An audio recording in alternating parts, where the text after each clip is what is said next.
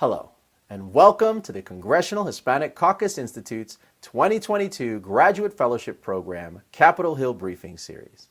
I'm Marco Davis, President and CEO of CHCI. This series is the culmination of CHCI's premier 9-month graduate fellowship program, which offers exceptional emerging Hispanic leaders unparalleled hands-on experience in public policy. This unique fellowship program seeks to enhance participants' leadership abilities, strengthen their professional skills, and increase the presence of Latinos in public policy areas, most notably in the areas of health, technology, housing, energy, social equity, child welfare, and education. CHCI is thrilled to be able to offer our graduate fellows the opportunity to share their perspectives on policy issues that they're passionate about and convene leaders in this work for an informative conversation. Now, we'd like to thank our Graduate Fellowship Program sponsors for supporting the program, including Facebook, the PepsiCo Foundation, America's Health Insurance Plans, BBVA, Casey Family Programs, the Walton Family Foundation, the American Petroleum Institute, DaVita, Wells Fargo, and CVS Health. You can keep today's conversation going by using the hashtag CHCI Fellows on social media. And please visit chci.org to learn more about our graduate fellowship program, as well as our other leadership programs and special events. And we encourage you to reach out to our fellows via LinkedIn to find out more about their policy work and help them connect with job opportunities for when the program concludes in May. Now let's get to the briefing. Enjoy the discussion. Hello, my name is Caroline Gonzalez-Scott, Vice President of Leadership Programs at CHCI. Join me in welcoming Congressman Robert Bobby Scott from Virginia's 3rd Congressional District and Chairman of the House Committee on Education and Labor. Congressman Bobby Scott from Virginia's 3rd Congressional District, and I chair the House Committee on Education and Labor. I want to extend a warm welcome to everyone tuning in to today's very important panel discussion about college readiness. In today's economy, the value of a post-secondary degree is higher than ever.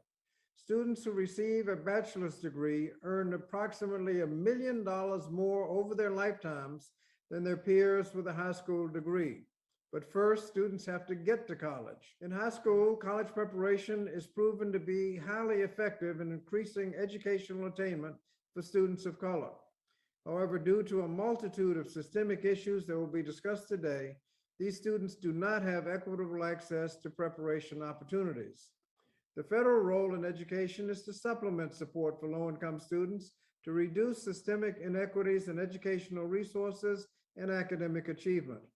This committee remains dedicated to fulfilling that role and ensuring that students of color are prepared to graduate from high school and enrolled in post-secondary education. I'm excited that Amaris Benavidez, who will be moderating today's panel, is such a fierce advocate for college access and readiness. Amaris is the Congressional Hispanic Caucus Institute Walton Family Foundation Education Graduate Fellow, working with my education team on the committee. Amaris attended Columbia University for her bachelor's degree in computer science and received her master's degree in higher education from Boston College.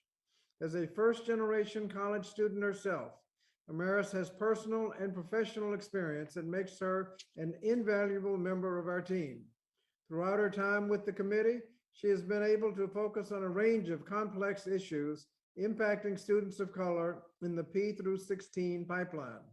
I'm very grateful for her dedicated work on the committee, so please join me in welcoming Amaris Benavidez, and I look forward to a thorough dialogue with these esteemed panelists. Thank you. Chairman Scott, thank you so much for the kind introduction. I am so inspired by your commitment to educational equity and ensuring students have access to quality education from preschool through college. Thank you for all the work that you do. Again, my name is Amaris Benavidez. My pronouns are she, her, hers. I'm the 2021-2022 CHCI Walton Family Foundation Education Graduate Fellow working for Chairman Scott's education team. I am so thrilled to be moderating today's important discussion along with our amazing panelists who will be speaking about the importance of and inequities in college readiness. As the first briefing of our 2022 CHCI policy briefing series, I'm really excited to kick off this week of thoughtful dialogue for our community. Today, we're here to talk about racial inequities in post-secondary readiness opportunities. What does this mean? Why is it so crucial? Well, throughout the last half century, college access has significantly increased to include a wider range of participants. Today, 68% of students enroll in some form of higher education immediately after high school, which is great. And now more than ever, first-generation students, low-income students, and students of color have aspirations for post-secondary education. However, these students are not enrolling in college at the same rates as the overall population of college-going students. Nationally, there's a 9% high school graduation rate gap between Black and white students and a 7% gap between Latino and white students. In the most inequitable places, like here in DC, these gaps increase to over 15%. This racial gap is also reflected in college enrollment of students. Throughout the last 5 decades, students of color have immediately enrolled in college at lower rates than their peers. And students, of course, cannot succeed in post-secondary education without getting there. As many educators know, in-school preparation is proven to be very impactful at closing this attainment gap and getting students to and through college. Many preparation practices are highly effective for setting students of color up for educational success. So this includes things like early access to advanced coursework. And I'm talking starting with gifted and talented programs in elementary school, strong relationships with guidance counselors and other support staff, and engagement in formal preparation programs like Gear Up and Upward Bound. I know I would not have attended college if it weren't for my guidance counselor who walked me and my mom through the process, or my teachers who pushed me to take challenging courses. However, if we take a step back, due to systemic issues impacting the P-12 systems, students of color are not able to equitably access these readiness opportunities.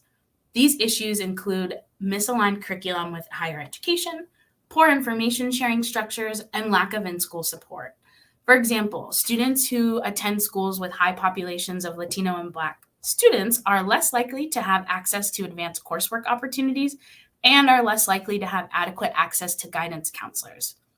And the counselors they do have access to are overworked and burnt out, which is only exacerbated by the pandemic, and are less likely to be able to serve our students in the ways in which we need. It is so important that we use a robust P through 16 framework to address educational attainment concerns. By this, I mean understanding the interconnectedness of all education systems and stakeholders, from preschool to post-secondary education. As educational leaders and policymakers strategize how to close this readiness gap, it's really crucial to understand all of the contributing contextual factors. So this includes, first, the individual student, thinking about their social capital, their own aspirations for schooling. But taking a step back, we have schools and communities, which of course are out of students' control. And we want to think about the resources available to students within their communities, what family support looks like.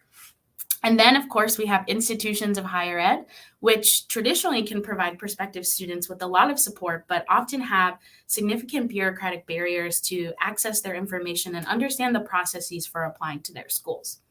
And then, of course, we have the socio-political context. So this includes local, state, and federal policies that really create a unique educational landscape for a specific student.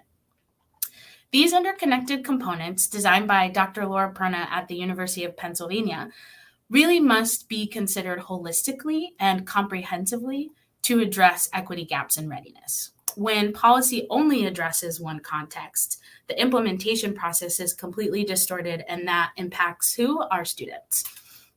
Schools and districts cannot make reform alone. Federal and state policy are consequential in improving the current state of college readiness within P-12 systems. And since each state has such a unique educational landscape, there is no single solution to rectifying the readiness equity gaps. But I am so excited to host this panel to hear more about not only the importance of college readiness, but the work that we can do to close attainment gaps for our students.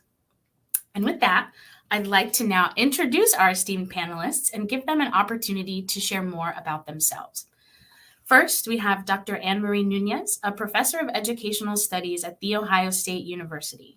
Her work addresses transforming post-secondary opportunity structures for historically marginalized communities, specifically working on post-secondary trajectories of Latinx students. Welcome, Dr. Nunez. Thank you. Glad to be here. Great, awesome. And your research is so, can folks hear me? Awesome. Your research and scholarship is so essential to understanding the landscape for our students of color, and we're really excited for you to share more about the work that you've done in the past and some of the things that your peers are doing in the field. So welcome. Dr. Will Del Pilar is the Vice President of Higher Ed Policy and Practice at the Education Trust, where he works to develop and implement strategies to leverage research, policy, and practice in support of improving access, success, and affordability for low-income students and students of color. Thanks for being here, Will. Thank you for having me, and I'm really excited to engage in this conversation around such an important topic. Yeah, absolutely. We always look forward to the work that Ed Trust and your team are doing on this important issue. Annika Vanin is the Interim Senior Director of Policy for UAspire, a national nonprofit focused on removing financial barriers for equitable opportunities in higher ed. She leads the strategy and delivery of UAspire's policy agenda to advance equity, transparency, and affordability. Welcome, Annika. Thank you so much. Thank you so much for inviting me to participate in this panel. And thank you to the Congressional Hispanic Caucus Institute for hosting this briefing series. I look forward to the discussion today. Absolutely. I love being able to bring in organizations that do, both the federal work and things at the local level. And it's people like you that work to provide information to students in school, and we love that.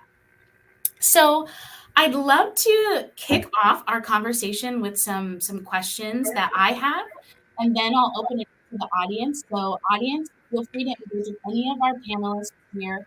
And please remember to direct your questions to a specific speaker for the sake of time. So I'd like to start to sort of frame our conversation. Many folks in our audience might be new to the topic of educational attainment, college readiness, and college access. So Dr. Nunez, to situate this conversation, can you provide some context for the history and landscape of educational attainment? What does this look like for students of color?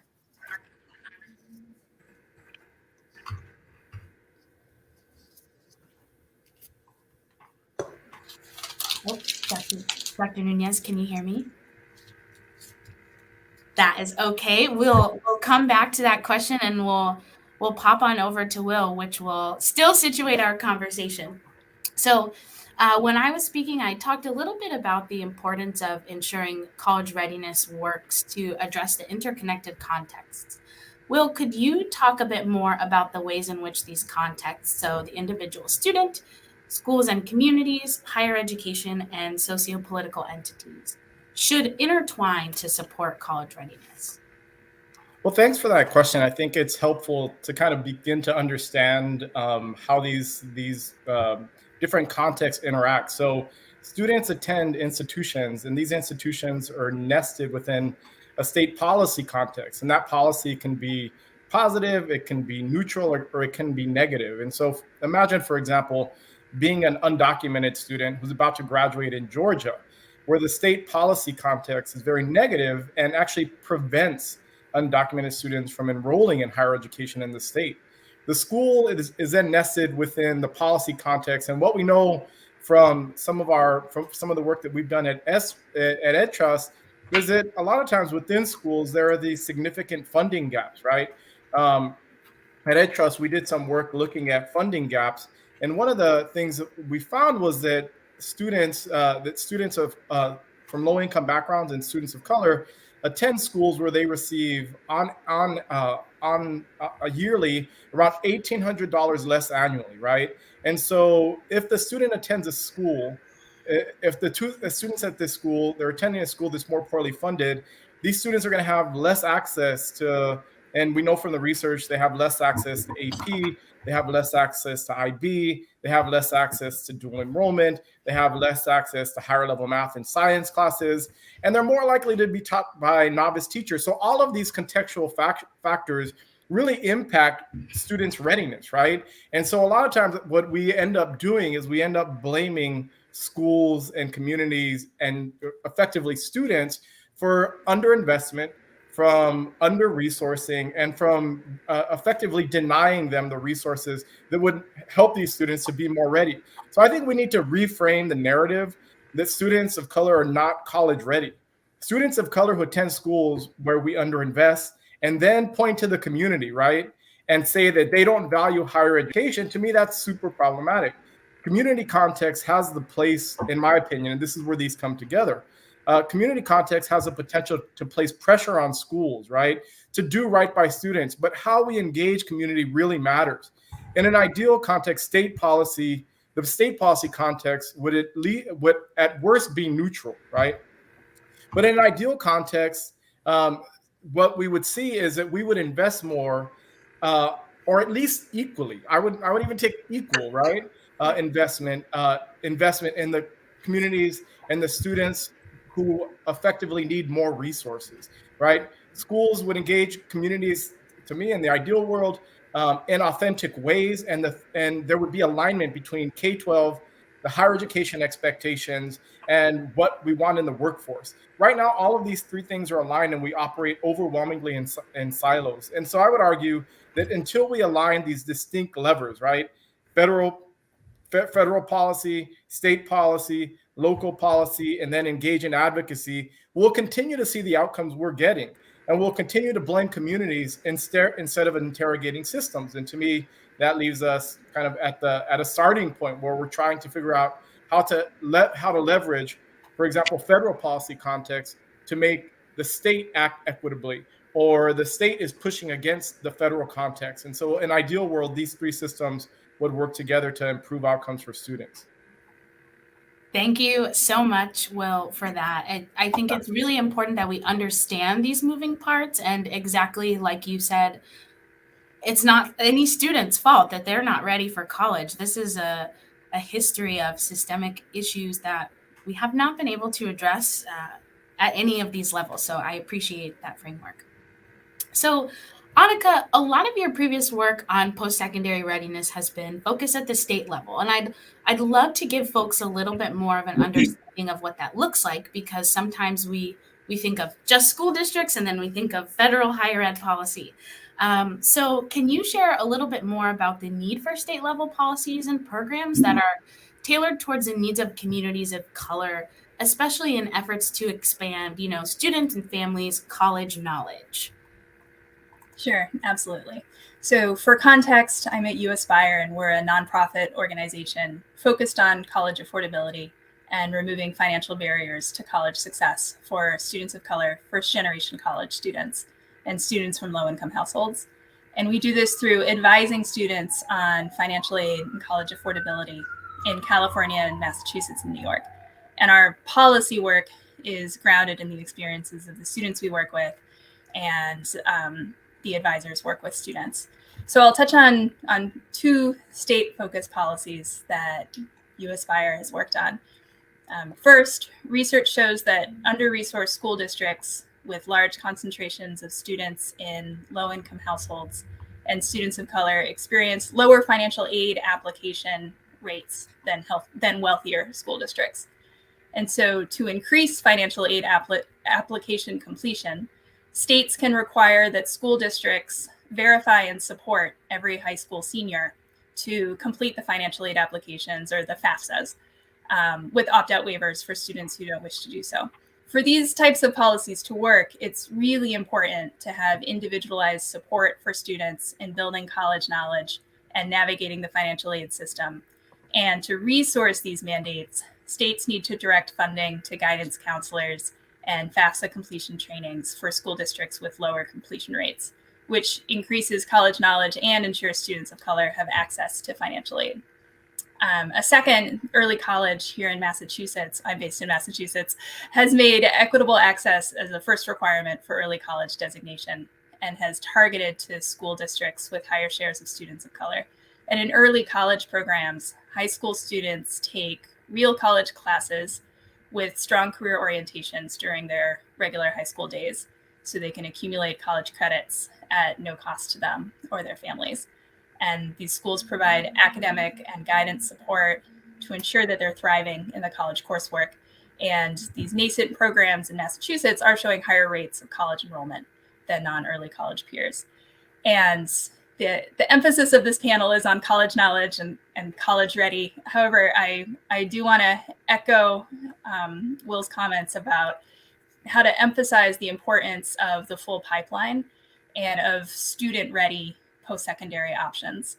And for example, I'd like to lift up the work of the Massachusetts Department of Higher Education, led by Commissioner Carlos Santiago, which has developed a statewide equity agenda committed to supporting, as they highlight, and as they say, racially minoritized students harmed by systemic racism in higher education, particularly Black and Latinx students. And this work includes issuing recommendations that reimagine the undergraduate experience by recognizing students' cultural wealth and transforming teaching and learning. And lastly, I want to highlight the importance of ensuring that there are truly affordable college options.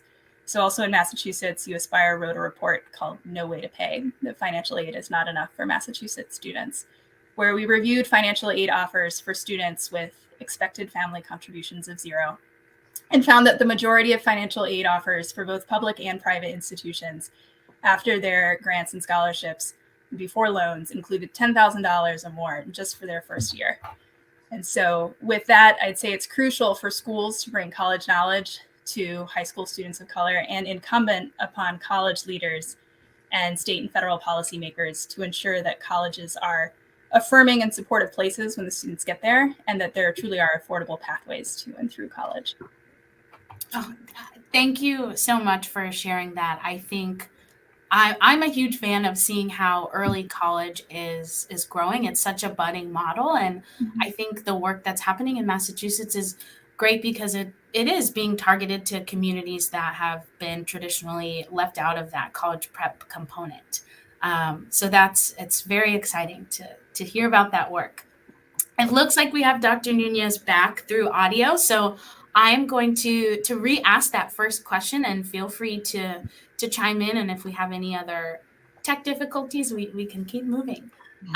But Dr. Nunez, can you provide a little bit of context for that history and landscape of educational attainment and what that looks like specifically for students of color? Sure.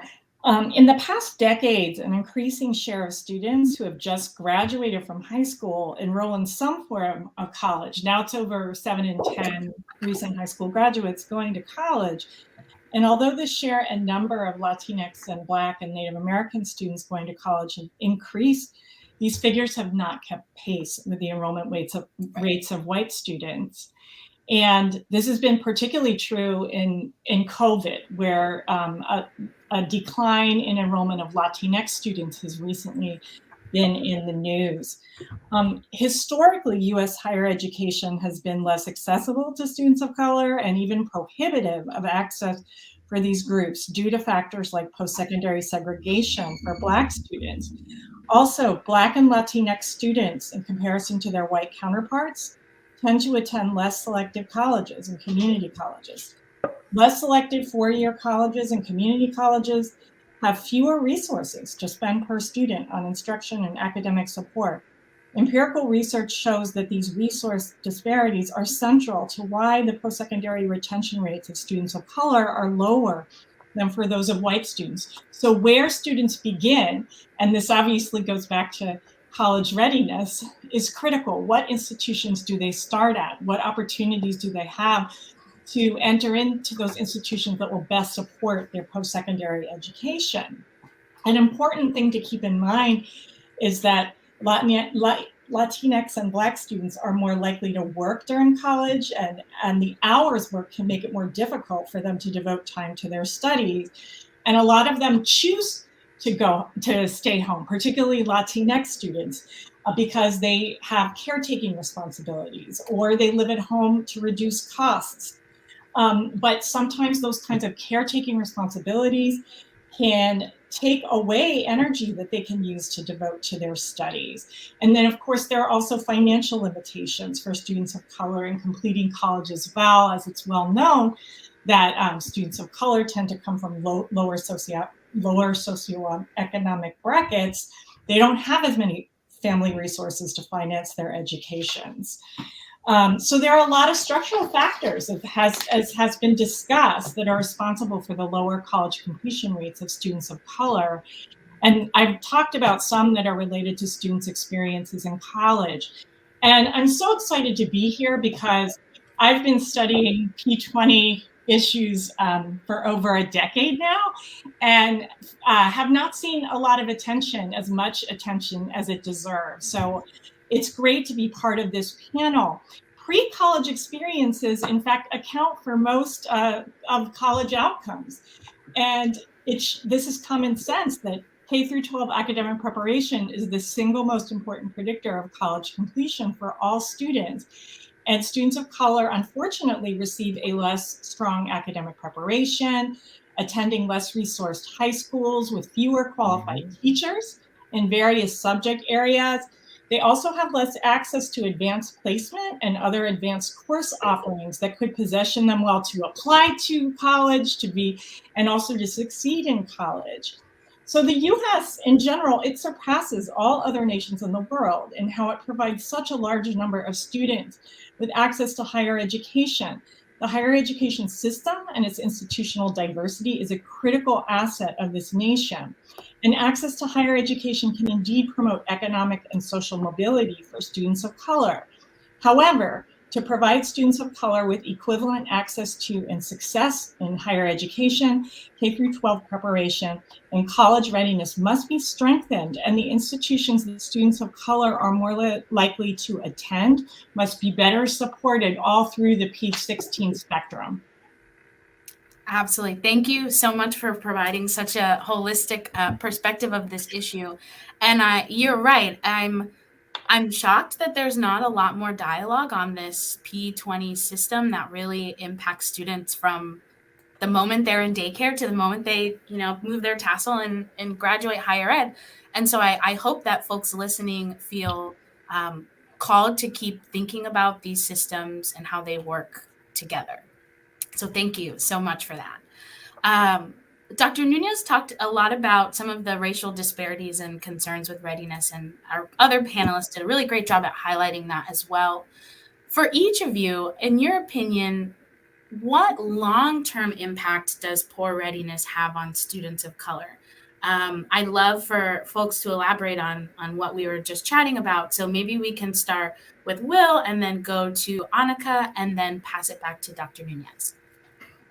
I'm happy to chime in. I think the research on this is really clear, right? Students of color who make it to higher ed are more likely to be enrolled in at least one remedial course.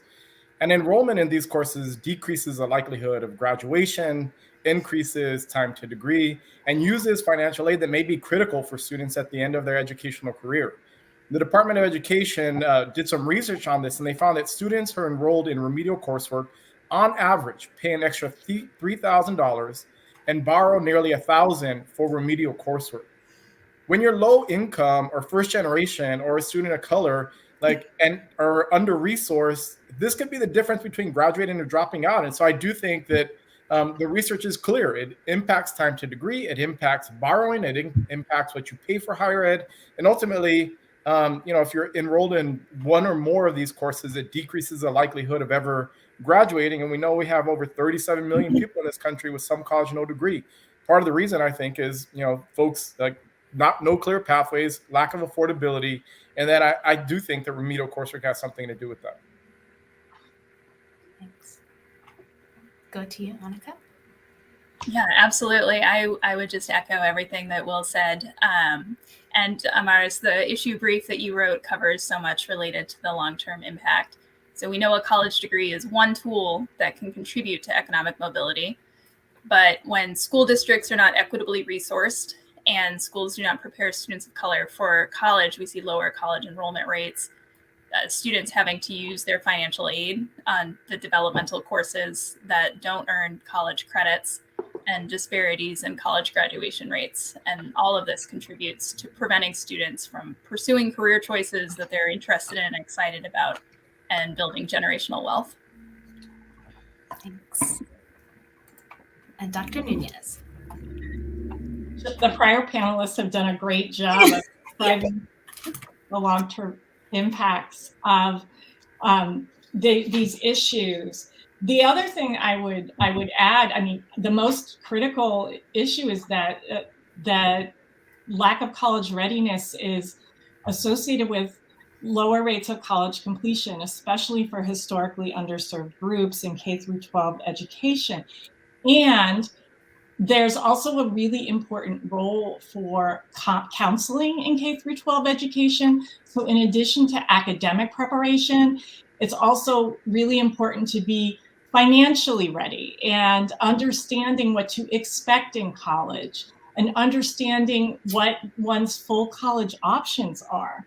And so without that kind of readiness, students may not be as equipped to make good choices about financing education. They may not be as well equipped to know what to expect when they get to college, to know what a good fit is for them. And so this is just critical as well when we think about readiness in a more holistic way. Absolutely. And I'm really glad you brought up the point about financial readiness, because it's something that I think students and families often forget until it's time to fill out that FAFSA. And then it's like, oh crap, there's so much I need to do. So it's a perfect segue. Annika, you Aspire, as you mentioned, does a lot of work with financial readiness. Can you talk more about the importance of student access to financial information and other non-academic information while in school? Yeah, absolutely. So the process of financing college education, as we have it set up currently, is complicated and has long-lasting implications. It's one of the most substantial financial decisions that someone can make, and yet, as has been covered by this panel, there are significant gaps in resources at schools to support many students of color in navigating this process. From procuring the financial information to fill out the FAFSA, to an onerous verification process, to planning and budgeting for the cost of college, every step is another potential for students to lose access to the financial aid for which they're eligible.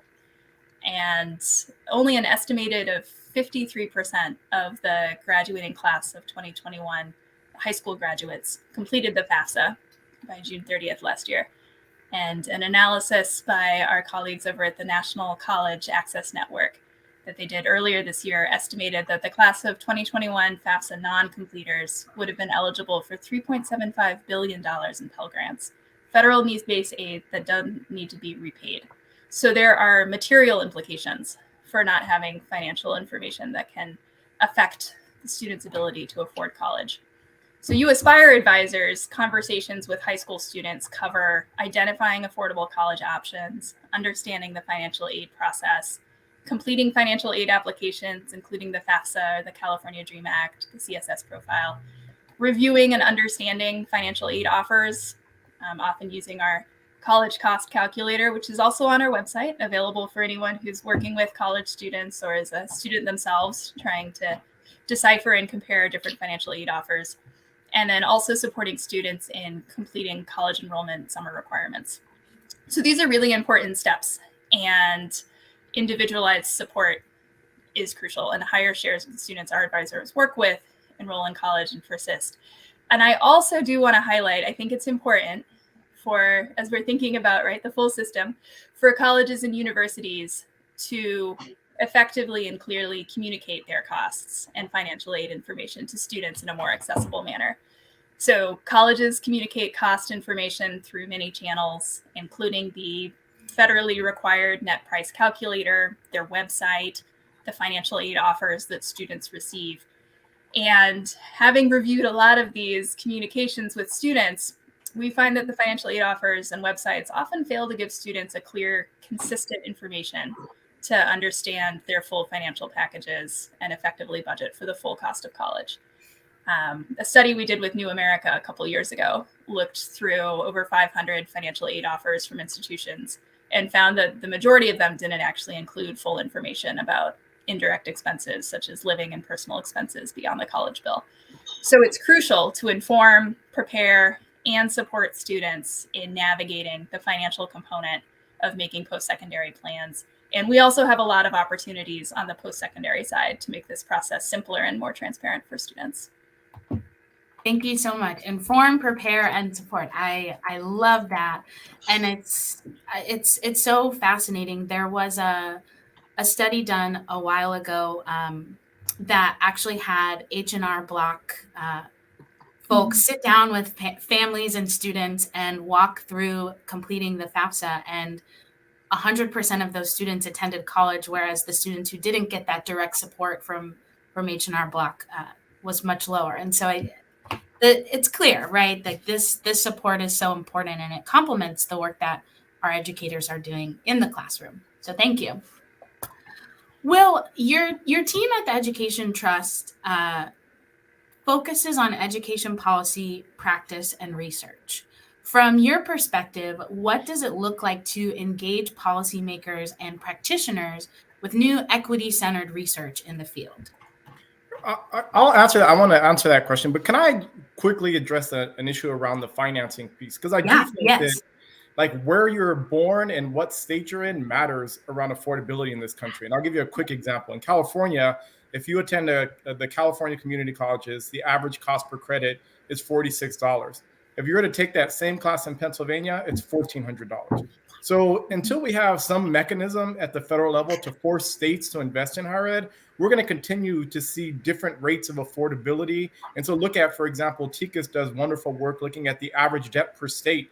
That's not accidental. That's because the state isn't investing in higher ed in the same way. And so effectively, they're not investing in the students in the same way. So we do have to address, I think, through federal state partnership, and I saw someone mention free college, through some type of free college mechanism, a way to have affordability be equal in this country and not based on the state you happen to find yourself. So sorry, it got off topic. No, I love it. No, absolutely. I love that. I think it's going to take a significant amount of student and community advocacy to influence policymakers. Yeah. Educational policy is inherently political, and it's going to take celebrating and shaming to get policies to get policymakers to advance policies that will improve the context for low-income students and students of color. I think about when I was Deputy Secretary of Higher Education in Pennsylvania. I saw lots of lobbyists who were pushing for additional resources for their institutions, but I didn't see anyone while I was there who were advocating what was best for students. And so I do think there's going to require a significant amount of student and community voice to push this conversation forward. Student voice and experience need to be at the center of solutions we identify and consider. And I think, like, this is my opinion, I think practitioners largely want to do what is right by students. But in higher education, we replicate the disparities that occur in P12. Yeah. Students of color enroll in institutions, and Professor Nunez said this, that receive less resources. Sarah Garcia, now at Gates, but formerly at the Center for American Progress, found the amount spent per student of color is more than $1,000 less per year than what is spent on their white counterparts, right? Mm-hmm. These disparities lead to disparities. These disparities lead to differences, right, into investments that we make at the institutional level, including, do we get to see an advisor? Do they get mental health services? Do they get access to some of the critical things that really support that transition? Nationally, as a result of these spending gaps, public colleges spend approximately $5 billion less educating students of color in 1 year than they do educating white students. We just released some work on infrastructure investments, and we found that annually we invest on infrastructure $5,600 per full-time equivalent student at PWIs, $4,600 at HBCUs, and $3,600 at HSIs. That means less access to labs. That means less access to technology. That means less access to the resources that are critical for a student in their education. I believe that practitioners know what the evidence-based practices is. We just need to invest equitably in institutions and students and communities so that we get better outcomes. Thank you so much for that response. It fired me up, and I'm seeing comments in the chats, and I think it's firing up our audience as well. Dr. Nunez, as a scholar, in a similar way to what I asked Will, I'm curious how you and your colleagues engage with policymakers on issues related to success for students of color. You know, thinking big picture, what is it that you'd like policymakers to know about the work that you all are doing in this field? Thank you for that question. Will Del Pilar's prior comments set me up so well to talk about this. So what a lot of my policy work has been focused recently on encouraging policymakers to understand and support the higher education institutions that enroll and graduate the highest number and the highest share of students of color. These are not the most selective institutions. They're not the ones around which affirmative action battles are fought and most media attention is actually given to. Rather, they are broad access institutions and community colleges. And one issue that's critical is understanding the contributions that these institutions make to US society. When considering students of color, minorities serving institutions, historically Black colleges and universities, tribal colleges, Hispanic serving institutions, and others, enroll and graduate a disproportionately high share of students of color in US higher education and in science fields. And I've co-authored a report with the National Academies of Sciences, Engineering, and Medicine outlining the contributions that MSIs make to the science workforce. And we have disseminated that on Capitol Hill and to institutions around the country. So one of the things that Will Del Pilar brought up is that Hispanic serving institutions are not able to spend as much per student as other institutions. And Hispanic serving institutions have been a focus on my research as I served for 9 years as a faculty member in a large HSI. HSIs enroll 2/3 of Hispanic students in higher education. And it's important to think about what policymakers, what the National Science Foundation, what historically white institutions can learn from what's being done at MSIs in terms of promoting educational attainment for students of color. And I've been also working with the National Science Foundation through different grants to inform how the agency can better support MSIs to raise science outcomes for students of color, to invest in MSIs. And I can talk more about a particular initiative that I've been involved in, where there is a network of 40 HSIs, over 40 HSIs now, that have partnered together to mobilize together to build capacity and work with federal agencies, state agencies, and industry partners to raise Latinx attainment in higher education. Yeah, great. Thank you. State and federal policymakers, I hope you're listening. It's really great. And I really do hope that scholarship is continued to be lifted up for this one. I wanted to pose a question, but first I just wanted to say we're wrapping up the questions that I have. So folks in the audience, if you want to get ready and drop those comments or questions in the chat, feel free to do so and make sure you're directing them to a specific person so we can keep this conversation going. But I would love to really think about the ways in which all of these stakeholders in this conversation play together.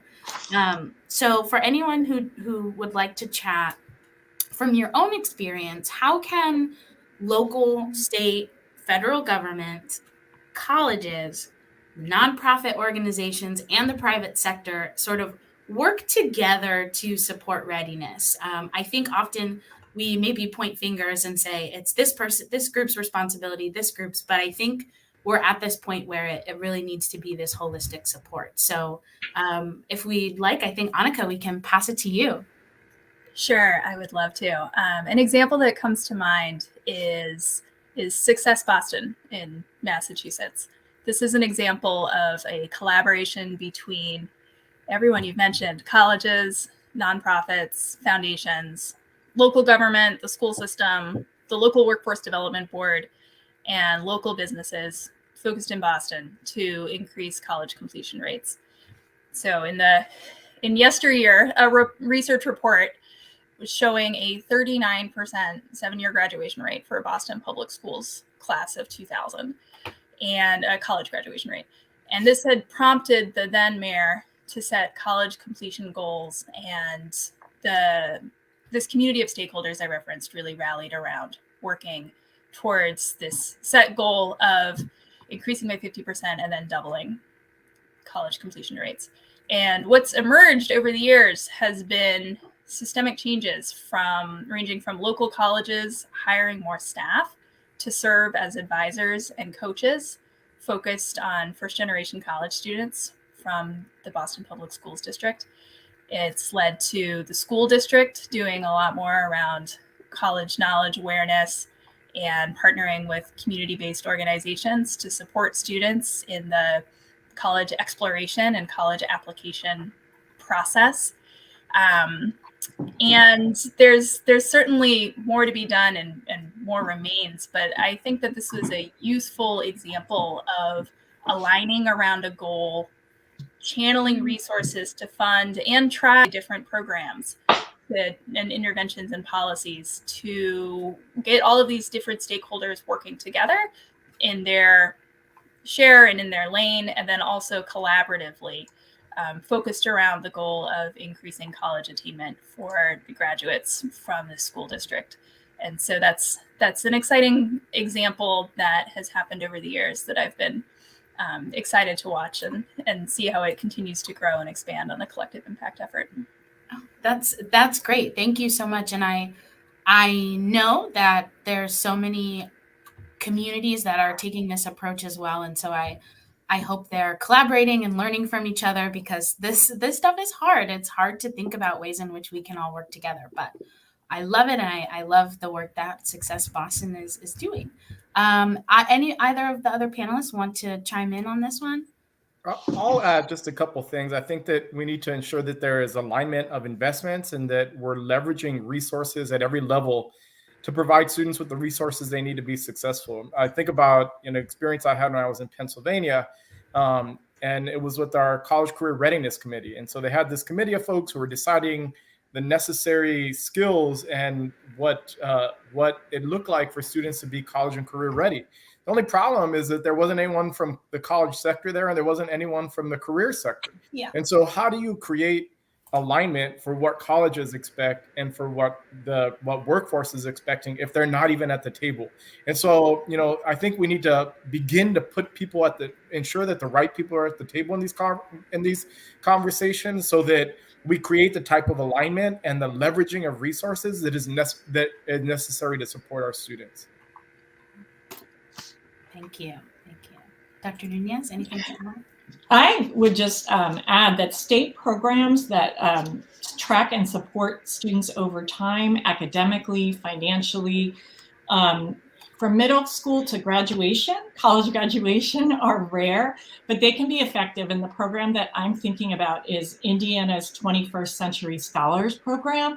And I haven't had any personal involvement with the program, but research suggests that students who begin participating in this program in early high school, signing a pledge that they will complete certain coursework and entering in with certain minimum GPA, that they'll be promised that they will have some financial support for college, that students who participate in that program have higher graduation rates than students who do not within that state. And that just like Annika was talking about, there's creative leveraging of multiple forms of funding for this particular program, where you have the state of Indiana committing funds. Sometimes you have local corporations committing funds.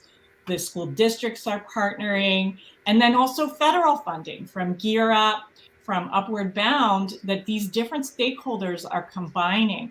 And so the 21st Century Scholars Program has been in existence for just over 30 years. And so there's been time to study what's been effective about it and what's not. And there are more college promise programs with dimensions like this particular program that are emerging, and that's great. And so there's a lot more that can be learned about what dimensions and what holistic dimensions are required to promote student success in college. That is really great, and that program sounds wonderful, and I hope it can be duplicated in other ways. But you bring something up that's important, and it can be frustrating at the same time, is that these programs often take time to flourish and to work out the kinks, and frankly, to have stakeholders believe in their efforts, right? And so it's interesting how time can play a role, unfortunately, because for all of us, time is of the essence. We want to work on this problem swiftly, as I should say. Thank you all for answering these wonderful questions. In the time that we have left, I would love to turn to our audience to see what questions they have for you all. So feel free to keep bringing them in, but I've accumulated some of them, and we'll start with these. So first, we've got some questions a little bit about the ways in which community impacts a lot of work in college readiness, but also funding towards schools.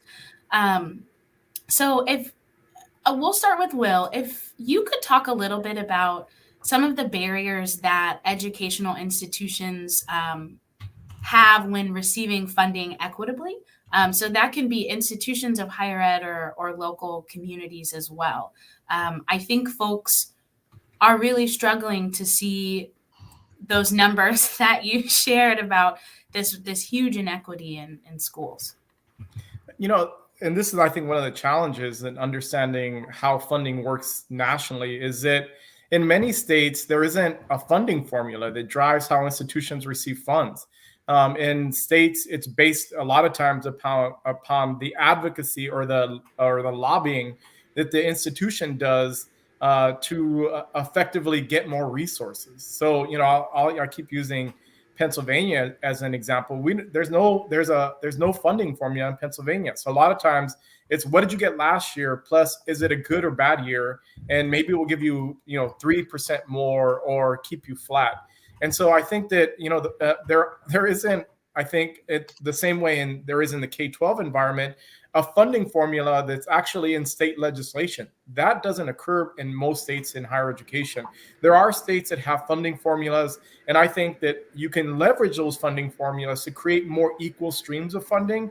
So, for example, in Louisiana, they have a funding formula, and they incentivize institutions, and this is one of the dangers, that enroll and graduate more students of color or more low-income students or more adult students. Tennessee also has a funding formula. But sometimes these formulas can be dangerous because they can incentivize perverse incentives. So if what I'm going to fund, for example, is more the colleges that graduate more students or decrease time to degree, we're going to give you extra resources. What institutions sometimes tend to do in that example is they tend to not take less prepared students. So the students who aren't college career ready, we're not going to enroll those students because they'll hurt the model in the funding formula. So it is, I think there needs to be carrots and there need to be sticks with funding formula, but it's really tough on the state by state level to understand because there isn't universal funding the way we see in P12. Yeah, thank you for bringing that up. A lot of my work in graduate school is looking at, the true inequities of performance-based funding and the ways in which it can be misconstrued to focus on equity, but then have those really poor impacts on both schools and students of color. So I appreciate that. Next, our audience would like to know, Annika, a little bit about how we can navigate the difficulty of getting resources to areas or schools that need them, but may not have either the internal infrastructure to capitalize on those resources or support for those programs and initiatives. So if you could talk a little bit about what that might look like, that'd be great. Sure, absolutely. I think that a couple things. I think partly that focusing resources towards kind of under-resourced schools, school districts, means that states need to be supporting investing in this type of infrastructure. So ultimately, the internal capacity questions that the audience member was flagging, building up school infrastructure and capacity to be able to use the resources, I think, is a big part of that work. What I was referencing earlier in the conversation about state policies to either encourage or require school districts to support FAFSA completion. Part of what would make those successful is also state targeted resources towards hiring more guidance counselors, towards training for staff to be able to work with students on the FAFSA. And so I think that type of thing is really important. I think there's also opportunities for partnerships with community organizations to provide some of the capacity or some of the expertise around these topics while we're also building up school infrastructure. That's a great question. Yeah. Oh, thank you. Thank you so much. I think I just want to emphasize the targeted support. That is key to helping school districts that are really underserved. So I really appreciate that. Next, we have a great question. Thinking about Dr. Nunez continuing to bridge evidence-based research and theories with federal policies. How can members of the public promote this in the area of college readiness for students of color? What does that look like? So the research on Latinx college choice and college access just indicates, research and theories indicate the importance of accounting for academic, cultural, social, financial factors, considering how communities might empower themselves and maybe even resist the dominant culture and the assets that they bring to educational spaces, including bilingualism and those sorts of things. So considering all of those factors is really important in considering educational access. And for Latinx communities in particular, an approach that's relational and personal is also really important. And this is particularly true when there's an understandable mistrust of government, even government institutions like public schools in the wake of discrimination, stereotyping, immigration policies, and violence against communities of color by police and other governmental entities. And so investing in K-12 schools' capacity to increase counselors and teachers, involvement with students and families to create safe and supportive spaces in local communities is critical for those interactions that can raise awareness about college and engagement in school. And so then when we think about federal policy or state policy, and that's why I was mentioning the Indiana 21st Century Scholars Program, it involves academic components, it involves financial components, it involves social support for students. So bringing together those forms of support in state policies to promote college going, or in Gear Up. I've been involved in Gear Up efforts to educate Latinx families as early as 7th and 8th grade about preparing for college financially, preparing for what classes to take. And those workshops that we conducted in that particular example related to Gear Up, those workshops were conducted in Spanish and in English, and I sat in on both, and the parents asked different kinds of questions, depending on whether or not the workshops offered in Spanish or English. I'm just bringing that up to fully indicate like the range of issues that need to be addressed using Latinx students and families and communities as an example for policymakers to really be aware of the full range of influences and potentials for response and support of these communities. Thank you for that. It's important that when we bring in this, when we have this conversation, yes, we think about college readiness for all students of color, but really thinking about, what does it look like to communicate with families who don't speak English or families who aren't as engaged with their students' coursework, things like that. Sort of, to build on this, one of the folks in the audience said they believe in higher education, but, due to their political refugee status in 2008, they were denied FAFSA and private loans. What advice, Will, might you give to families in this situation, families who have students who might not have access to federal funding in the same way others may?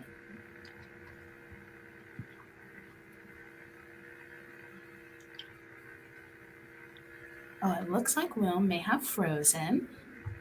So yeah, I think Will. So I'll bring something up, and then Will can chime in. I think because he can really speak to this. But he spoke about how community colleges have different, funding, the different levels of investment depending on the state.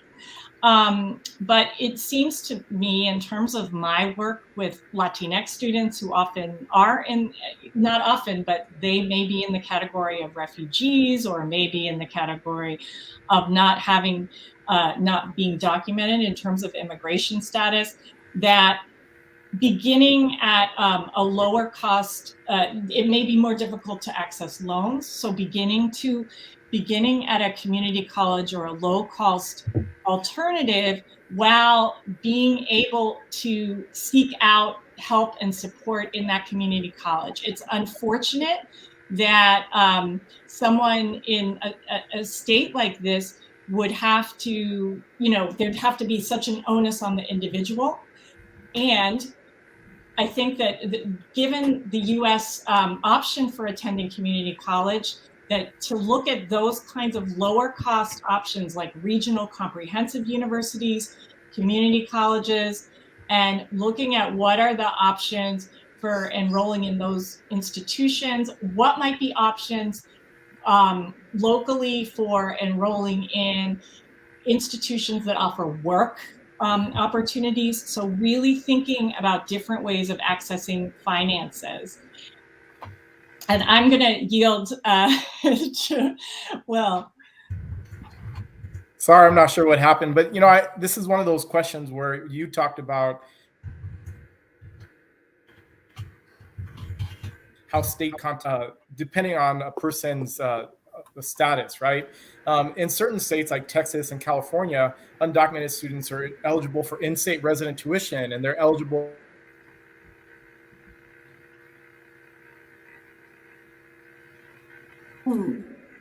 He may have froze out.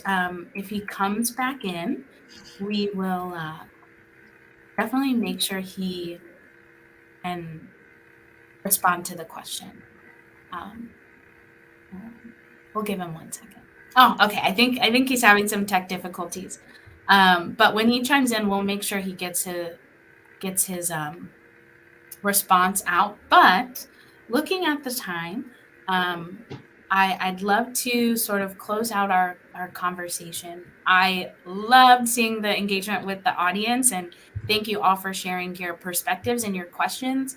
I think I'll highlight one comment that someone put in is that the college system is broken in general, right? And sometimes it's not always the option for our communities, or it's becoming challenging, right, to access this thing that we have seen as so crucial to our economic success. So I really appreciate the comments. But we've got Will back, so we're gonna try one more time. I don't know if anyone heard anything I said. Yeah, we've got like the first 30 seconds, so you go for it. So I did share something, a resource. I hope you guys can see it, from the President's Alliance. They've done a really good scan of the context for undocumented students. This is a place I think advocacy can play a major role.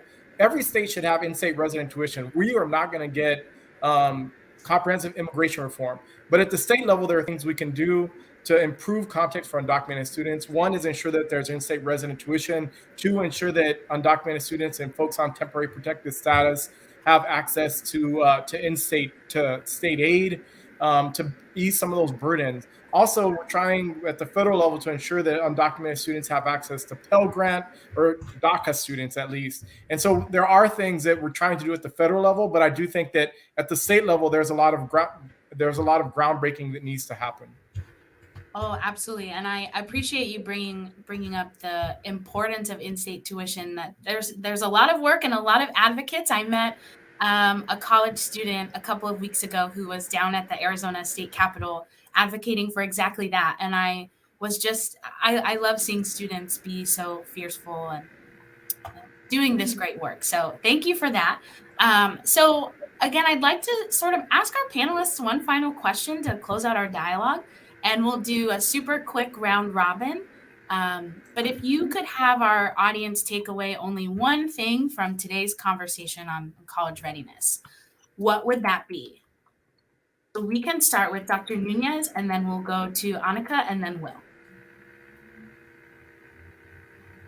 So if there could be one takeaway from this conversation, the importance of understanding college readiness in a holistic way, and for policy to be responsive to the multiple areas of influence that affect college opportunity for students, and the importance of public investment in higher education as a public good at the state and federal levels to develop more holistic approaches to college readiness.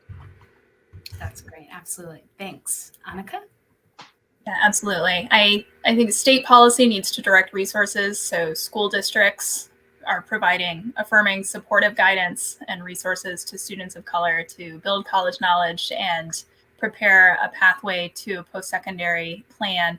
And we need to dramatically reimagine and invest in our post-secondary systems to make them more student ready, more accessible, supportive, and equitably resourced, so students of color are attending resourced institutions without taking on burdensome student debt.